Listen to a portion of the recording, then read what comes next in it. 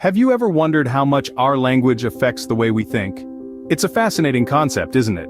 Language, that intricate dance of sounds and symbols, is so deeply woven into our daily lives that we often take it for granted. Yet, it's in every thought we think, every word we speak, every emotion we express. It's the foundation of our communication, our culture, our very identity. Picture this. There are around 7,000 languages spoken around the world today.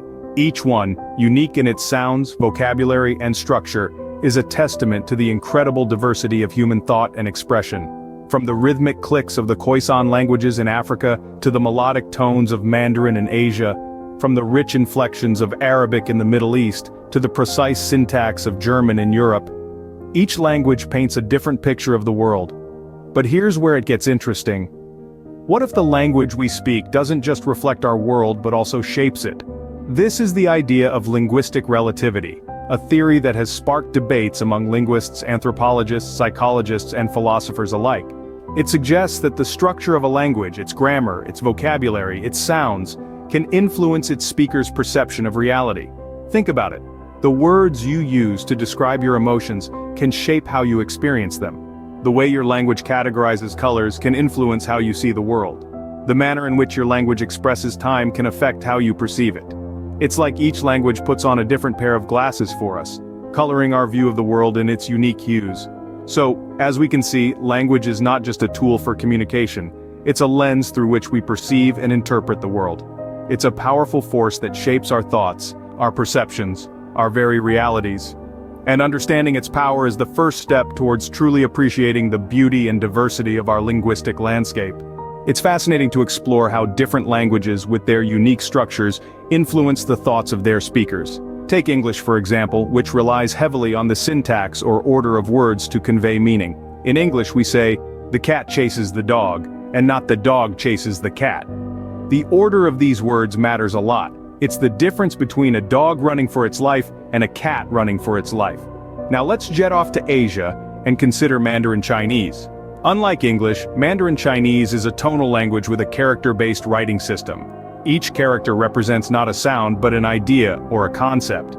This means that speakers of Mandarin might think more in terms of concepts and less in terms of individual sounds or words. Then there's the indigenous Australian language of Gugu Yimithir, where directions are given using cardinal points, rather than relative terms like left or right. So, instead of saying "the ball is on your left," speakers of Gugu Yimithir might say, "the ball is to the east." This linguistic structure may lead speakers to constantly maintain a mental compass of their geographic orientation. Now let's hop over to the Americas and consider the Hopi language, spoken by the indigenous Hopi people. In Hopi there is no concept of linear time as we understand it in English. Instead, events are described relative to the speaker. This could potentially shape a speaker's perception of time and events. What about languages like Finnish, where there are 15 cases, each changing the meaning of a word depending on its role in the sentence? This could lead speakers to think more flexibly about objects and their relationships with each other. So, what does all this mean? Well, it doesn't mean that speakers of different languages are trapped in their own worldview, unable to understand others. But it does suggest that the structure of a language can subtly guide the thought processes of its speakers, nudging them to pay attention to certain aspects of the world. Thus, the structure of our language can subtly guide our thought processes in different directions. Did you know that the language we speak can influence how we perceive time? Fascinating, isn't it? Let's delve a little deeper. Studies have shown that languages using spatial metaphors for time, such as English, perceive time differently from those that don't. English speakers often use phrases like "looking forward to the future" or "leaving the past behind." These phrases suggest that time is a path along which we travel, with the future ahead and the past behind. Now let's take a moment to consider the Aymara language, spoken by indigenous people in the Andes. Interestingly, the Aymara language uses a different metaphor altogether. For them, the past is in front and the future is behind. It's rooted in their cultural beliefs that you can see the past because it's known, while the future remains unseen or behind you. These contrasting metaphors aren't just intriguing linguistic quirks. They actually reflect and influence how speakers of these languages perceive time. For instance, English speakers tend to think about time in terms of distance, a long time, a short break, and so on. In contrast, Aymara speakers with their unique metaphoric construct perceive time differently. A fascinating study conducted by cognitive scientist Lara Boroditsky revealed something remarkable. When English speakers were shown a series of events and asked to organize them, they arranged them from left to right. However, when the same task was given to Aymara speakers, they arranged events from right to left, reflecting their forward-facing past and backward-facing future. This isn't to say that language determines our thoughts and perceptions completely. It's more of a subtle influence, a gentle nudge in a certain direction. It's like wearing tinted glasses. The world doesn't change color, but our perception of it does. So next time you catch yourself saying, "I'm looking forward to the weekend," remember that your perception of time is, in part, shaped by the language you speak. It's evident that the way our language talks about time can affect the way we actually perceive it. What if I told you that the language you speak could affect the way you see colors? Quite a thought-provoking idea, isn't it? Well, strap in because we're about to dive into a fascinating world where language and color perception intertwine. Language is a powerful tool. It allows us to express our thoughts, emotions, and experiences. But could it also influence how we perceive the world around us? Specifically, can the language we speak shape how we see and understand colors? According to several intriguing studies, the answer is a resounding yes. Take a moment and think about the countless shades of blue, for instance. In English, we often lump these variations under one generalized term: blue. However, in other languages there may be separate words for each distinct shade.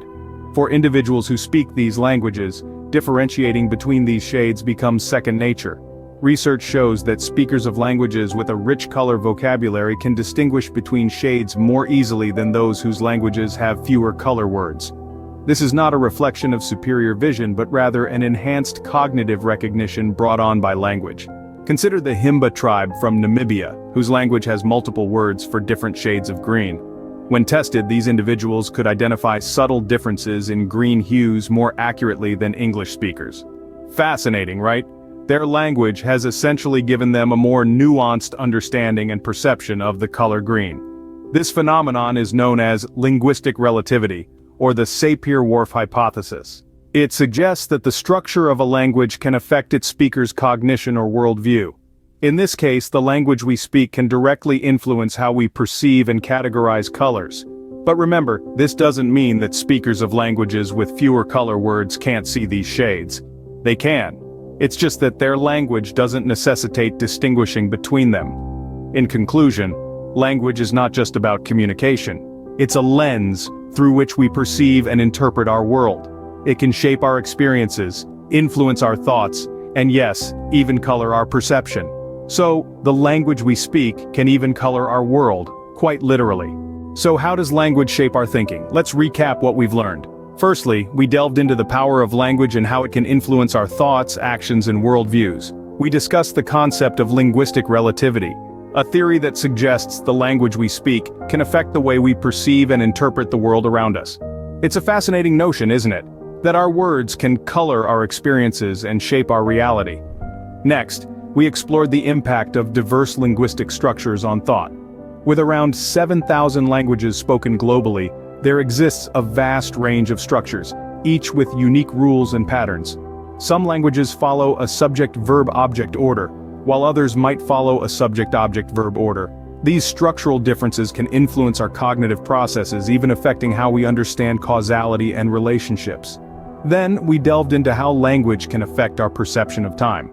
Some languages, for example, don't differentiate between the past, present, and future in the same way English does. Instead, they might focus more on the sequence of events rather than when they occurred. This can impact how speakers of these languages perceive time and even how they plan for the future. We also touched on the intriguing connection between language and color perception. The words we have for colors can influence how we see them. Some cultures have multiple words for what we might call blue, allowing them to distinguish between subtle shades that others might not notice. This can lead to a more nuanced and detailed perception of the world. So, through this journey, we've seen how language is not just a tool for expressing thoughts but an active participant in forming them. Language can shape our perception of time, our understanding of relationships, our interpretation of colors, and so much more. Language, thus, is not just a medium of expression but a shaper of thoughts and perceptions. It's a fascinating field, and we've only just scratched the surface.